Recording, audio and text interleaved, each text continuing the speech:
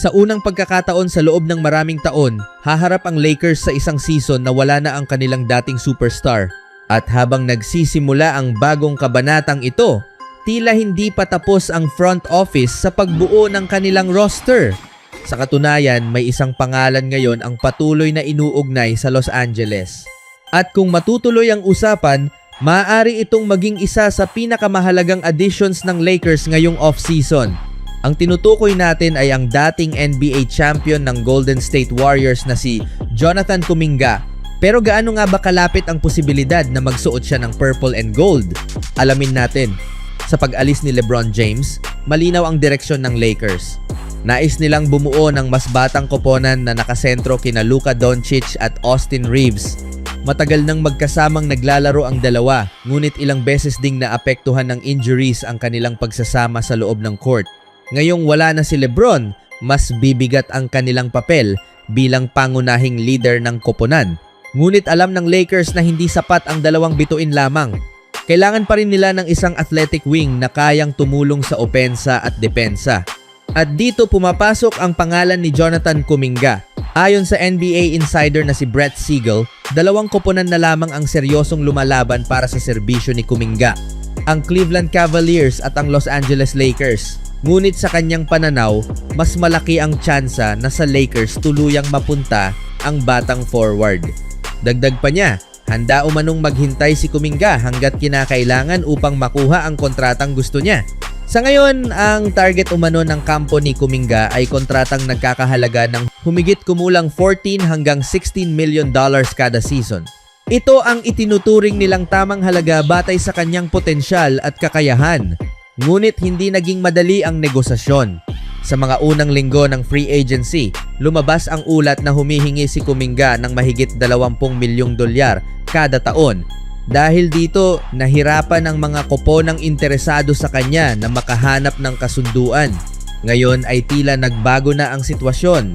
Ayon naman sa NBA reporter na si Evan Sidery, gumawa ng malaking hakbang ang Lakers nitong Biyernes matapos silang maghain ng isang bagong alok. Base sa ulat, handa ang Los Angeles na bigyan si Jonathan Kuminga ng sign and trade contract na nagkakahalaga ng humigit kumulang $45 milyong. Kapalit nito, nakahanda rin umano nilang isama si Jared Vanderbilt at ilang draft assets upang maisakatuparan ang trade. Kung hahatiin ang $45 million sa loob ng 3 taon, aabot ito sa humigit kumulang $15 million kada season. At ito mismo ang halaga na matagal nang hinihingi ng kampo ni Kuminga. Dahil dito, maraming eksperto ang naniniwalang mas malapit na ngayon ang dalawang panig sa isang kasunduan. Kung matatanggap ni Kuminga ang alok na ito, malaking posibilidad na tuluyan na siyang maging bagong miyembro ng Los Angeles Lakers. Ngunit ang tanong ngayon, ano ang maitutulong niya sa bagong bersyon ng Lakers? Sa edad pa lamang ni Jonathan Kuminga, isa na siya sa mga pinaka-athletic na forwards sa NBA. Kilala siya sa kanyang explosiveness, kakayahang umatake sa ring, at versatility sa depensa. Bagamat hindi pa ganap na naaabot ang kanyang buong potensyal, marami pa ring naniniwala na napakataas ng kanyang ceiling bilang manlalaro. Kung mapupunta siya sa Los Angeles, maaaring mabawasan ang pressure kina Luka Doncic at Austin Reeves. Maaari rin siyang maging pangunahing wing defender ng koponan habang nagbibigay ng dagdag na scoring at energy sa magkabilang dulo ng court. Para sa Lakers, hindi lamang ito tungkol sa kasalukuyang season. Isa rin itong investment para sa kanilang kinabukasan. Habang unti-unting binubuo ang bagong core ng koponan, maaaring maging isa si Kuminga sa mga haliging aasahan ng franchise sa mga susunod na taon. Kung mangyayari ito, isa na naman itong malaking pagbabago sa balanse ng kapangyarihan sa Western Conference. Ngayon, ang tanong, si Jonathan Kuminga ba ang nawawalang piraso ng bagong Lakers? At kaya ba niyang tulungan sina Luka Doncic at Austin Reeves na ibalik ang Los Angeles sa laban para sa NBA Championship? Kayo, ano ang inyong opinyon? Karapat-dapat bang kunin ng Lakers si Jonathan Kuminga? At handa ba kayong isuko si Jared Vanderbilt at ilang draft picks para makuha siya? Samantala, mukhang hindi pa tapos ang Golden State Warriors sa paghahanap ng susunod na superstar na makakasama ni Stephen Curry. Sa nakalipas na ilang taon, ilang malalaking pangalan na ang naiugnay sa Warriors. Kabilang dito sina Giannis Antetokounmpo, Jaylen Brown at iba pang elite players sa NBA. Ngunit sa iba't ibang dahilan, wala sa mga trade na iyon ang natuloy. Ngayon, may panibagong pangalan na namang lumulutang. At ang mas nakakagulat, isa itong batang superstar na maaaring maging mukha ng NBA sa mga susunod na taon. Ang tinutukoy natin ay ang dating number 1 overall pick na si Paolo Banchero ng Orlando Magic. Pero bago kayo masabik, may isang malaking kondisyon bago ito mangyari. Hindi kikilos ang Warriors hanggat hindi nahaharap sa malaking problema ang Orlando Magic. Ayon sa ulat ni Brett Siegel ng Clutch Points, matagal nang interesado ang Golden State kina Paolo Banchero at Franz Wagner. Gayunpaman, sa mga nakaraang off-season ay hindi kailanman nagpakita ng interes ang Orlando na makinig sa anumang trade offers para sa kanilang dalawang batang franchise players. Ngunit maaaring magbago ang lahat ngayong season. Noong nakaraang taon, gumawa ng malaking hakbang ang Magic nang kunin nila si Desmond Bane upang palakasin ang kanilang roster. Dahil dito, tumaas ang inaasahan ng maraming fans at analysts na magiging isa sila sa pinakamalalakas na koponan sa Eastern Conference.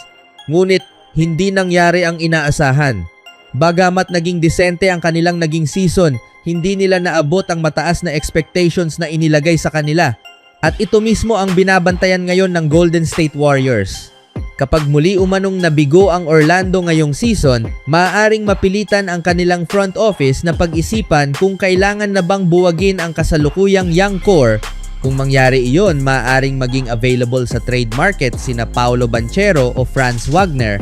At kapag dumating ang pagkakataong iyon, handang kumilos ang Warriors.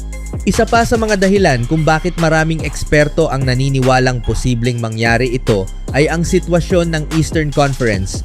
Mas lalong lumakas ang kompetisyon matapos bumalik si LeBron James sa East bilang miyembro ng Philadelphia 76ers. Nanatili rin si Giannis Antetokounmpo sa Eastern Conference habang may mga ulat ding maaaring mapunta si Kawhi Leonard sa Toronto kung matutuloy ang usap-usapan. Dahil dito, mas siksikan ang labanan sa East kaysa dati. Kung mahihirapan ang Orlando na makapasok sa playoffs at mauwi na naman sila sa play-in tournament, hindi imposibleng magsimula silang gumawa ng malalaking pagbabago sa roster. At dito, maaaring pumasok ang Golden State. Sa ngayon, tila tahimik ang Warriors ngayong off-season. Ngunit ayon sa mga ulat, sinadya nila itong gawin. Hindi sila nagmadaling gastusin ang kanilang mga assets dahil naghahanda sila para sa isang posibleng blockbuster trade sa kalagitnaan ng season. Sa kasalukuyan, mayroon silang mahigit $100 milyong na expiring contracts at halos lahat ng kanilang future draft picks ay hawak pa rin nila.